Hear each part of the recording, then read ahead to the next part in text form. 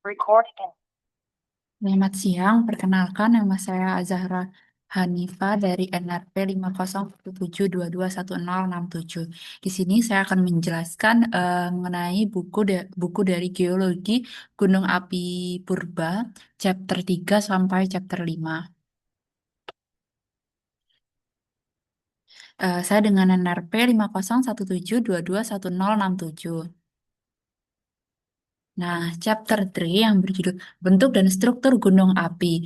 Magma yang keluar ke permukaan bumi menghasilkan berbagai bentuk dan struktur gunung api. Pengertian bentuk gunung api di sini dimaksudkan untuk menguraikan berbagai bermacam-macam penampakan atau fitur bentang alam gunung api. Sementara itu, pengertian struktur gunung api ditekankan pada penampakan dalam dari setiap bentuk bentang alam gunung api. Namun demikian, dalam beberapa hal, bentuk dan struktur gunung api kadang-kadang sulit untuk dipisahkan.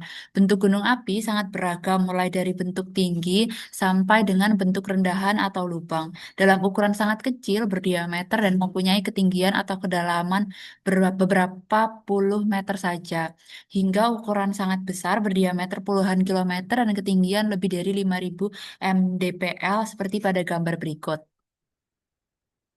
Selanjutnya, gunung api monogenesis. Magma yang keluar ke permukaan bumi dalam waktu relatif pendek dengan volume kecil, energi rendah atau bahkan hanya melibatkan bahan gas akan membentuk gunung api berukuran relatif kecil. Bentukan ini sering juga disebut gunung api monogenesis karena merupakan produk satu kali kegiatan atau satu periode kegiatan saja yang waktu hidupnya sangat pendek. Sebagai contoh, gunung api Paris Rutin di Meksiko yang muncul di kebun jagung pada tahun 1943 dan giat hingga tahun 1952. Namun, pada saat ini sudah tidak aktif lagi. Gunung api Surtsey di Islandia meletus pada tahun 1963 sampai dengan 1966. Gunung Anyar di Kompleks Gunung Api Lamongan, Jawa Timur meletus pada tahun 1898. Gunung api Tidar di Magelang diduga juga sebagai gunung api monogenesis. Kubah lava adalah magma yang keluar ke permukaan bumi dan karena sangat kental segera membeku dan menumpuk di atas lubang kependan membentuk kubah. Istilah lain untuk kubah lava adalah boka lava. Beberapa hal dan pada gunung api yang sudah tua serta mengalami pengikisan kubah lava itu dapat berbentuk kerucut lava. Kerucut sinder atau kerucut piroklastik adalah kerucut yang terbentuk oleh akumulasi rempah gunung api hasil letusan di sekeliling lubang lava. Beberapa jenis kerucut piroklastik adalah erupsi linear, erupsi rekahan, atau kerucut silinder, kerucut tuf, cincin tuf, dan mar. Eh, Next, gunung api monogenesis. Sebagian bes sebagian besar sebagian besar gunung Sebagian besar mar ini terbentuk oleh letusan hidroklastik. Letusan non-magmatik itu dapat berlanjut menjadi letusan magmatik sehingga terbentuk kerucut sindar atau kubah lava di tengah-tengah mar seperti terjadi setu patok atau situ Sangiang di kaki Gunung Ciremai, Broto, dan Mar. Juga dijumpai di lereng bawah Gunung Api Muria, Jawa Tengah antara lain Mar Bambang, Gembong, Gunung Browo serta di kaki Gunung Gama Lama di Pulau Ternate yang dinamakan Danau Tolire besar dan Tolire kecil. Gunung api Mar yang cukup terkenal dan tersebar sangat banyak adalah Gunung Lamongan di Kabupaten Lumajang, Jawa Timur.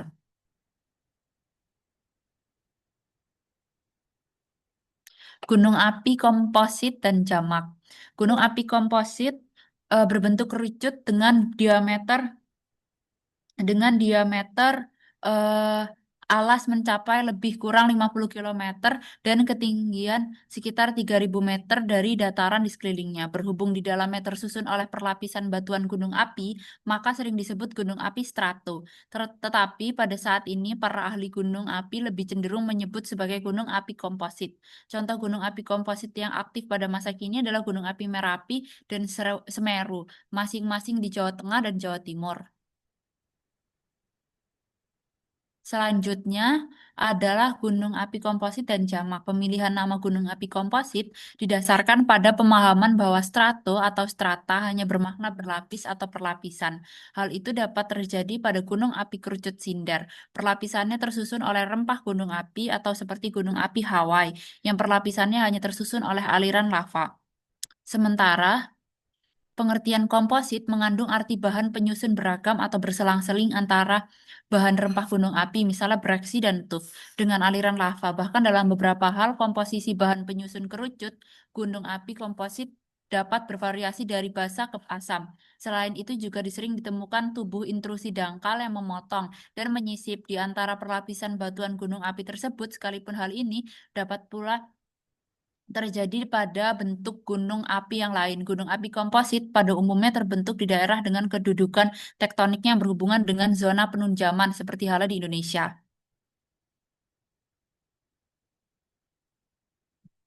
Apabila gunung api komposit terdiri atas dua kerucut atau lebih, ukurannya relatif sama besar dan sama tinggi, maka gunung api tersebut disebut gunung api jamak.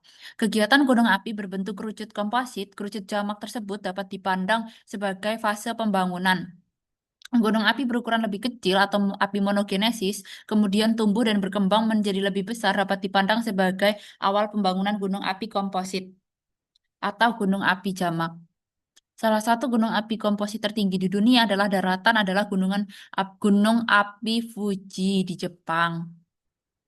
Di Eropa, kerucut komposit tertinggi adalah gunung api Etna.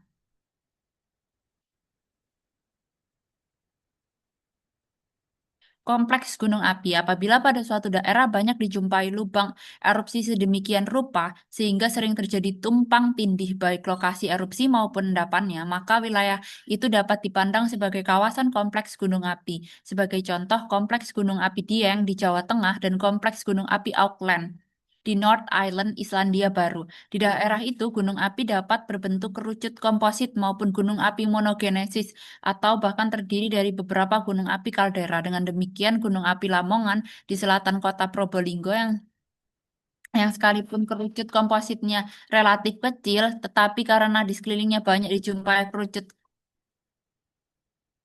kerucut silinder, kubah dan aliran lava serta mar, maka kawasan tersebut dapat juga disebut kompleks gunung api.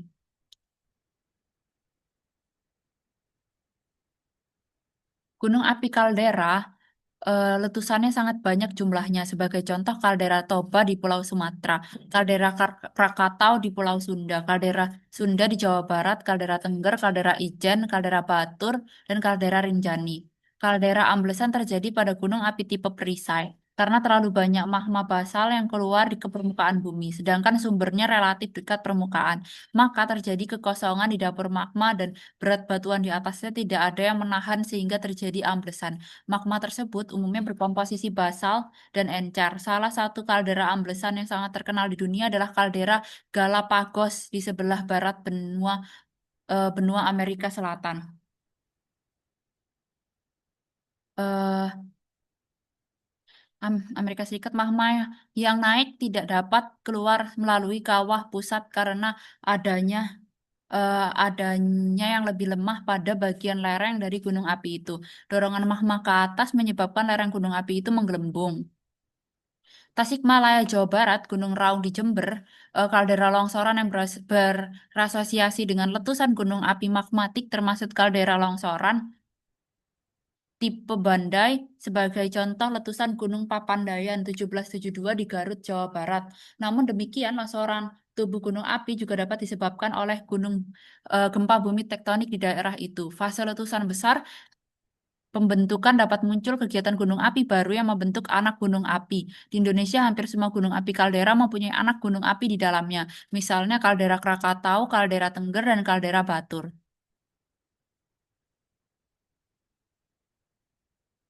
Bentuk gunung api yang paling besar dan paling tinggi adalah gunung api perisai atau gunung api Temeng.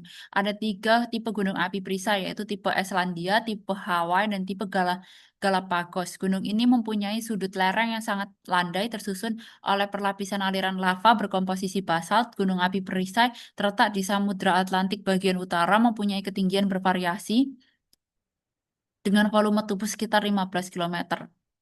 Gunung api Perisai, Hawaii berada di Samudra Pasifik, mempunyai ketinggian lebih dari 2000 meter di atas permukaan air laut. Sebagai contoh, Gunung Mauna. Gunung Mauna Loa di bagian puncaknya hampir datar, sedangkan sudut lerengnya bervariasi. Bila dihitung mulai dari dasar samudra, volume total tubuh gunung apinya mencapai 40.000.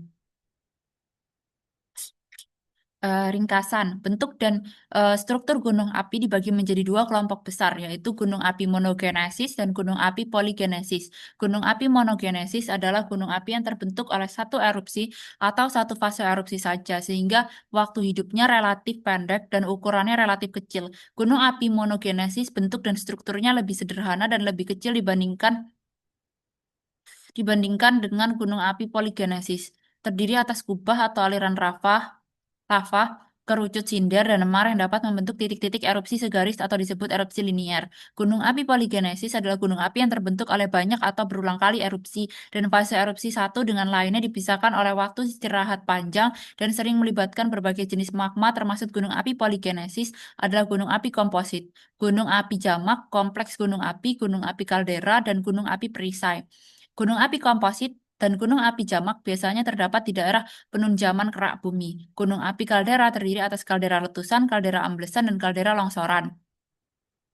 Chapter 4, Erupsi gunung api. Erupsi gunung api adalah proses keluarnya magma dari dalam bumi ke permukaan. Dari pernyataan proses keluarnya magma itu diartikan bahwa magma dapat benar-benar keluar ke permukaan bumi atau sebelum mencapai permukaan bumi sudah membeku di dalam bumi. Magma yang benar-benar keluar ke permukaan bumi berupa bahan cair dan pijar yang setelah membeku dan membentuk batuan ekstrusif, baik berupa batuan beku luar maupun batuan piroklastik. Di lain, di lain pihak, magma yang sudah membeku sebelum mencapai permukaan bumi disebut dengan batuan intrusi dangkal atau batuan beku terobosan di dekat permukaan. Baik proses keluarnya magma ke permukaan bumi maupun hanya menerobos sampai di dekat permukaan tersebut digolongkan sebagai erupsi gunung api. Erupsi berdasarkan asal-usul bahan penyusun. Erupsi magmatis adalah erupsi yang menghasilkan bahan padat berasal langsung dari magma. Erupsi freatik adalah atau letusan hidroklastik, erupsi dengan bahan padat yang dilontarkan keluar dari lubang kawah berasal dari batuan samping. Tenaga letusan atau tenaga lontaran berasal dari gas bertekanan tinggi yang dihasilkan oleh interaksi antara magma yang bertemperatur tinggi dengan air tanah sehingga berbentuk air-air atau gas gunung api. Erupsi berdasarkan asal-usul bahan penyusun. Letusan freatomagmatik adalah erupsi letusan sebagian besar bahan dilontarkan berdasarkan dari batuan lama dengan sebagian kecil langsung dari magma. Dengan kata lain, freatomagmatis adalah letusan bersifat transisi atau campuran antara letusan freatik dan letusan magmatis. Letusan freatik dapat juga terjadi apabila magma yang sangat panas itu sudah berada di dekat permukaan sehingga berinteraksi dengan air tanah, air laut, atau air danau yang masuk ke dalam tubuh gunung api sehingga menjadi uap air bertekanan tinggi. Klasifikasi erupsi berdasarkan sifat kegiatan. Terdapat erupsi lelehan yang keluarnya magma secara meleleh atau meleler. Secara umum, bom gunung api berbentuk membulat, mempunyai tekstur permukaan kasar, dan struktur pendinginan berupa struktur pita, struktur konsentris atau struktur kulit bawang di bagian dalam, dan struktur rekahan di bagian luar sebagai akibat pendinginan sangat cepat yang diikuti dengan eh, pengkerutan dan perekahan. Berdasarkan lokasi terhadap gunung api utama, erupsi dapat dibagi menjadi tiga macam, yaitu erupsi pusat apabila erupsi terjadi di kawah pusat yang biasanya terletak terletak di oh, terletak di lereng kerucut gunung api utama.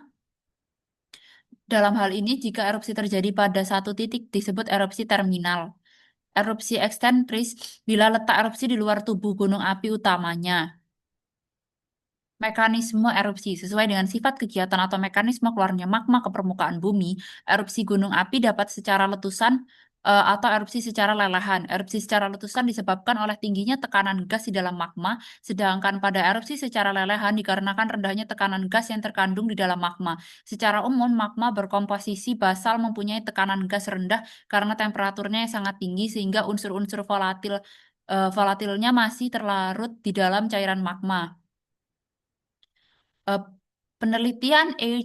Barger tersebut dilakukan terhadap suatu jenis magma asam yang mempunyai kandungan air 4 hingga 5% berat. Air ini merupakan komponen utama gas dalam magma. Pemisahan gas dan cairan magma terjadi pada kedalaman 4 kilometer. Pada erupsi letusan magma yang sudah mengalami vesikulasi di dekat permukaan terjadi proses fragmentasi. Dari bahan cair, liat menjadi bahan padat tetapi terpecah-pecah yang dilanjutkan dengan proses letusan keluar dari lubang kawah. Sementara itu, pada erupsi lelehan tidak terjadi proses fragmentasi, tetapi penghilangan gas akibatnya magma yang keluar ke permukaan bumi hanya meleleh membentuk kabah lava atau aliran lava. Tipe erupsi gunung api berdasarkan kejadian yang khas pada suatu gunung api, erupsi gunung api dapat dikelompokkan ke dalam beberapa tipe, antara lain tipe Hawaii, tipe Stromboli, tipe Vulcano, tipe Plini, dan tipe Ultra Plini. Erupsi tipe Hawaii merupakan erupsi paling lemah yang didominasi oleh erupsi lelehan yang dan sangat khas terjadi pada gunung api Hawaii. Penamaan erupsi tipe Pliny berasal dari nama seorang bernama Pliny the Younger yang memberikan letusan sangat terkenal Gunung Vesuvius pada tahun 779 Masehi yang berlangsung selama 3 hari secara terus-menerus. Letusan gunung api itu mempunyai ketebalan sampai beberapa meter. Letusan gunung api yang lebih kuat disebut erupsi tipe ultraplini atau petroplinian karena merupakan proses interaksi yang sangat cepat antara bodi magma dan tubuh magma dari volume yang sangat besar hingga menghasilkan tekanan gas yang sangat tinggi.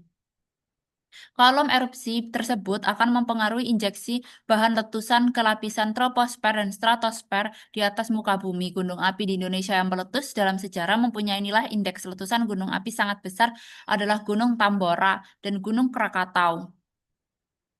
Erupsi gunung api adalah proses keluarnya magma dari dalam bumi ke permukaan. Magma yang tidak sampai ke permukaan membentuk tubuh batuan beku intrusi dangkal dipandang dari bahan padat yang dikeluarkan ke permukaan bumi. Maka ada erupsi magmatis, erupsi freatik, erupsi freatomagnetik ditinjau dari sifat kegiatan berupa erupsi letusan dan erupsi lelehan. Sedang berdasarkan lokasinya ada erupsi pusat, erupsi lereng, erupsi ekstrensis. Erupsi letusan disebabkan oleh adanya gas gunung api yang bertekanan tinggi. Akumulasi gas magma dihasilkan oleh proses diferensiasi atau percampuran magma basa dengan magma asam. Dalam beberapa hal, magma menengah asam hanya keluar secara meleleh karena adanya proses kebocoran gas di dalam erupsi secara vertikal. Besar letusan gunung api ditentukan dengan nilai indeks letusan gunung api atau VEI mulai dari 0 hingga 8. Erupsinya secara berturut-turut diberi nama erupsi tipe Hawaii, tipe Stromboli, tipe Vulcano, tipe Plini, dan tipe Ultra Plini. Semakin panjang masa istirahat suatu gunung api,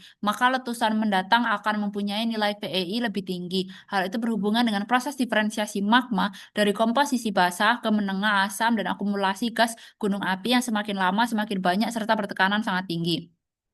Chapter 5, Gunung Api. Sebelum memberi nama terhadap suatu bahan, maka pada tahap pertama dan utama hanya dilakukan pemberian nama batuan yang hanya didasarkan pada pemberian terhadap batuan atau objek sebagaimana adanya disebut penamaan secara deskriptif.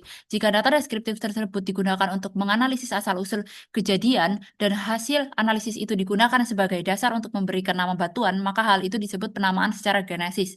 Apabila penamaan secara deskriptif disatukan dengan penamaan secara genesis, maka hal itu disebut penamaan secara kombinasi deskriptif dan genesis. Dalam melakukan pemberian dan penamaan batuan juga diperhatikan metode pendekatan yang secara garis besar dibagi menjadi 3. Pendekatan secara matang, pendekatan secara mikroskopis, dan pendekatan secara kimia.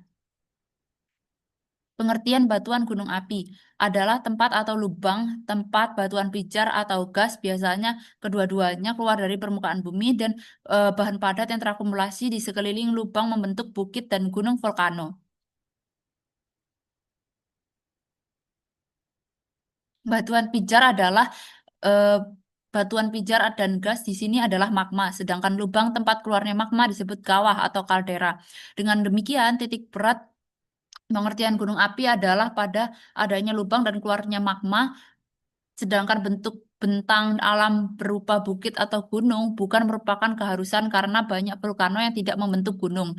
Namun karena di Indonesia hampir seluruh vulkano berbentuk kerucut atau gunung, maka orang menyebutnya sebagai gunung api atau gunung berapi. Dalam melakukan pemberian dan penamaan secara deskriptif terhadap lava koheren, kita mengacu pada dasar-dasar petrologi batuan beku. Parameter pokok deskriptif adalah warna, tekstur, struktur, dan komposisi. Klasifikasi penamaan batuan baik secara megaskopis maupun secara mikroskopis didasarkan pada klasifikasi yang telah dibuat oleh banyak ahli.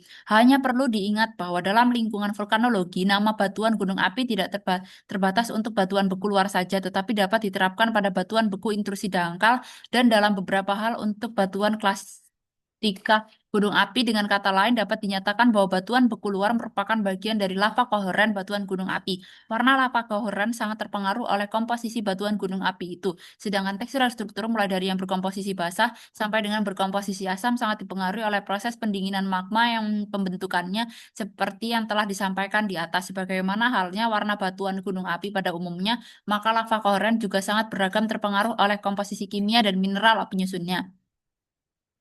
Batuan klasika gunung api. Batuan klasika, batuan piroklastik, batuan klastika, dan batuan epiklastika merupakan keempat kelompok jenis genesis batuan klastika. Batuan beku autoklastika yaitu lava koheren yang karena pendinginnya sangat cepat dan bersentuhan dengan batuan dasar, air, es, atau batuan samping yang dingin. Terjadi fragmentasi secara otomatis di bagian tepi atau luar dari tubuh magma atau lava tersebut, baik secara intrusi dangkal maupun batuan beku luar. Berhubung yang sering dijumpai adalah fragmentasi berukuran kasar atau berbentuk meruncing, maka batuannya disebut breksi autoklastika. Ciri-ciri batuan ini bertekstur klastik, tetapi komposisi fragmen dan matriks relatif homogen berupa batuan beku berasal dari magma yang sama. Batuan piroklastik adalah batuan yang gunung api bertekstur plastik sebagai hasil letusan gunung api dan magma yang sama. Berdasarkan proses pembentukannya, batuan piroklastik maupun hidroklastik dapat dibagi menjadi batuan jatuhan. Batuan gunung api adalah batuan yang terbentuk sebagai hasil kegiatan vulkanisme atau kegunung apian. Secara umum, batuan gunung api dibagi menjadi dua, yaitu lava koheran dan batuan klasik gunung api. Secara petrologi mempunyai susunan basal hingga riolit. Lava koheran terdiri atas batuan beku luar dan batuan semi gunung api. Batuan beku luar berbentuk aliran lava, sumber lava, kubah lava, sedangkan batuan gunung api retasi leher gunung api dan kubah lava bawah permukaan. Berdasarkan tekstur, terutama ukuran butir batuan klastika gunung api terdiri atas breksi gunung api, batu pasir gunung api, batu lanau gunung api, dan batu lempung gunung api. Sedangkan secara genesis, batuan klastik gunung api dapat berupa batuan piroklastik, autoklastik, kataklastika, dan epiklastika. Batuan piroklastik terdiri atas piroklastik jatuhan, aliran, kerukaan, dan campuran. Ketiganya dikenal dengan sebutan piroklastika, arus pekat. Berdasarkan dengan ukuran butir, batuan mana breksi piroklastik, aglomerat, batu lapili, dan tuf. Termasuk breksi piroklastik adalah breksi pumice, breksi skoria, ignimbrite, dan breksi gunung api yang banyak mengandung bom dan blok gunung api. Sekian presentasi dari saya. Terima kasih.